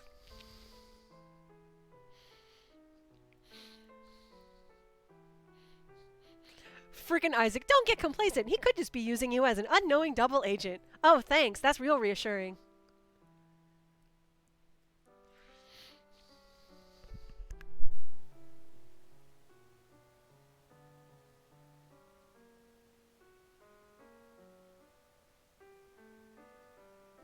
Also, I didn't remember this, but I really approve of the fact that Isaac refers to his illegal liaison with Johan. Like, obviously everybody knows, and everybody knows it's against the rules, but they're all just looking the other way.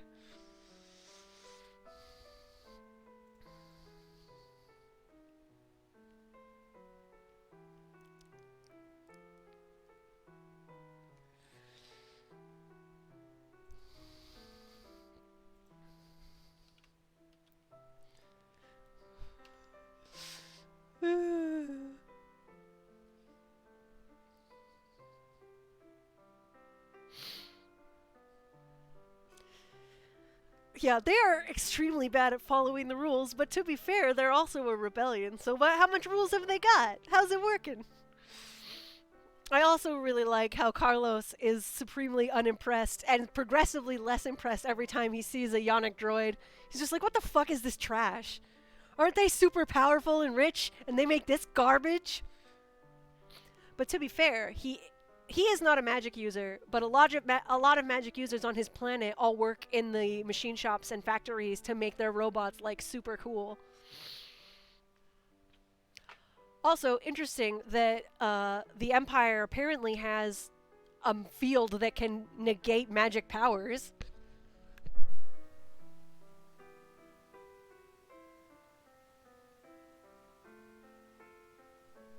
Oh yeah, we use it to keep all of the fire students from blowing up the church. Have fun with that. And then Winter is like, yes, fire is very good, but it is not very subtle. It is not subtle at all. He just wants Jitsu to walk in there and bloodbend Xeno Bossier into complicity, which I find hilarious. There was actually a big arc about that in the original, what's the word? The original sequel to Gravity Shift, which like 90% got scrapped. But Jitsu was trying to restrain someone, and he did it by holding all of the water in their body still. And that person almost died because they had so many burst blood vessels from him screwing up their circulatory system. And Caprice was like, don't ever do that again, you fucking moron. And he was like, you're allowed to swear?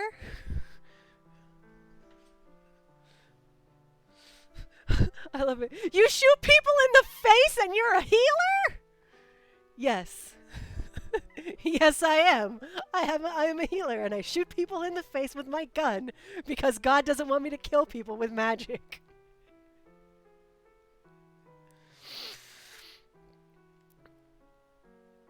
The original version of Caprice was actually, what's the word? Lawful evil, and, obviously, therefore, a lot meaner. And a lot meaner spirited. And then, like, as we went back through the revisions, it's like, shit, but we have her being so bloodthirsty. What do we do? And it's like, I've got it. I've got it. There's also another part from the sequel that got scrapped where Caprice fires a gun and the bullet just straight up, like, goes around a corner to shoot someone. And so the bullet goes around the corner to shoot someone, and Isaac is like, that's impossible. You know that's impossible, right? He's like, Master Jitsu, that's impossible. And Jitsu was like, what? How did this happen? And then somebody else who got deleted said, she just used magic to curve the bullet, okay? And Jitsu was like, but you don't use magic to kill people. And she's like, shut up, I can't hear you. And the other guy was like, yep, that's that denial every time. I'm just gonna pretend I don't hear it as usual. How's your stream going, Brad?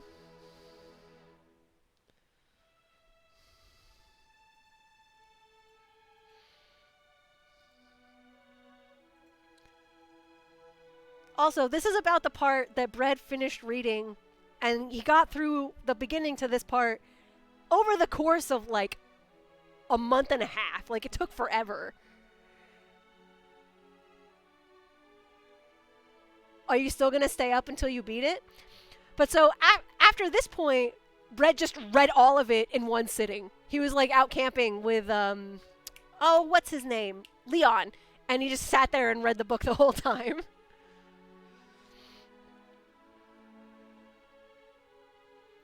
Also, I am reading the supposed new 1-1 copy version that that Nerd just sent me, and there are still like a couple of typos, and I'm just like, wow, how did we miss these? We literally spent 3 years editing this garbage. You know how I take to camping? I don't. The end. I camped a lot when I was younger, and I don't like it. It's like the beach. I went too much, and I'm just like, you know what? There's dirt here. And bugs. I don't like any of this. Camping is big old biggie nope. Just spam that shit. Alright, so thanks to everyone for coming out. Thanks again, Brad, for the biddies. Much appreciated. And I am just gonna shove you all over to Breadstream, even though you're probably dual boxing, because that's how the etiquette works. I am gonna drink lots of tea, and I will see you tomorrow morning for probably Factorio, and I will be building a spaceship if Velo has not already done that. So, wish me luck because I have no idea what the fuck I'm doing. Spam all the otter loves if you've got it. Spam otter lurks if you've got it, which Bread should at this point. So I at least want to have some otter lurks in the chat. And I'll see you next time.